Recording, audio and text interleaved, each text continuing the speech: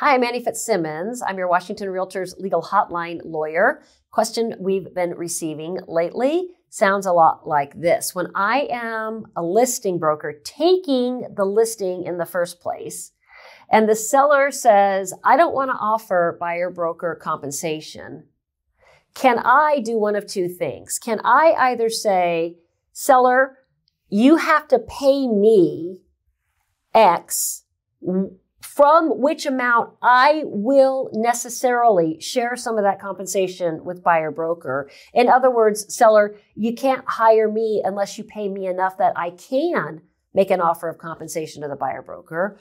Or in the alternative, can I say, seller, I'm sorry, I won't do business with you unless you offer compensation to a buyer broker?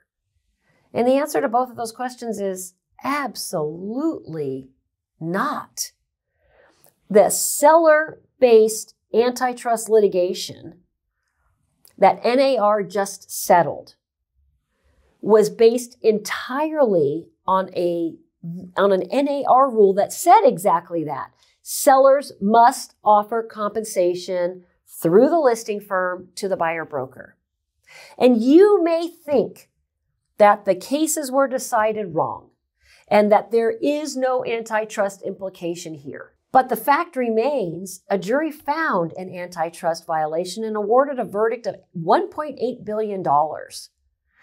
And NAR has not admitted that it did anything wrong, did not admit that its rule was a violation, but at least one court has already found that the concept of a listing firm requiring the seller to pay compensation to a buyer broker firm is an antitrust violation. So much so that NAR has said, we're going to get rid of that rule. So if you tell me that you are going to now create your own personal rule, or at a firm level, a rule which says, sellers, you can't do business with me or with my firm unless you agree to offer compensation to another member of our industry, you are taking that NAR rule that they just disbanded because of antitrust claims, and you are saying, now it's my personal rule. You're taking the target off of NAR and putting it on your own back.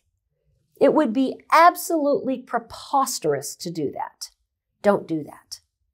And I don't think it doesn't even make sense to me. Let's take a different fact pattern to illustrate why this doesn't even make sense.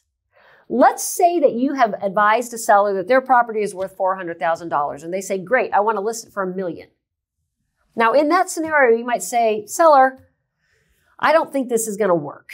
I don't think I should list your property. I cannot sell it for anything close to the list price you want that you're trying to sell it for. And it will be a waste of your time and my time. I will never be able to sell your $400,000 property for $1 million. So let's just agree that we're not going to do business together.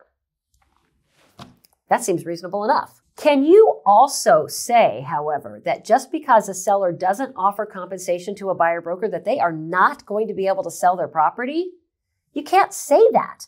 We have sellers today who are selling their property without offering compensation to a buyer broker. Some of them close the transaction without paying compensation to a buyer broker. Some of them negotiate with the buyer along the way to pay buyer broker compensation. Either way, there are some sellers in today's market offering compensation to a buyer broker, and there are some sellers who are not offering compensation to a buyer broker. And that fact alone is not ever going to determine whether or not a seller is successful in selling their property.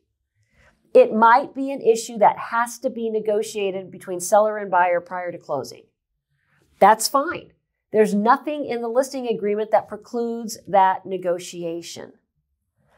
But for you as a listing broker to put up a barrier to sellers' entry into the MLS by saying, you cannot hire me unless you also agree to compensate another industry member, you shouldn't do that. You should not do that. If you have questions on this topic or any other, please ask me a question by visiting warealtor.org, following the links to the legal hotline. Thank you for being a Washington REALTORS member.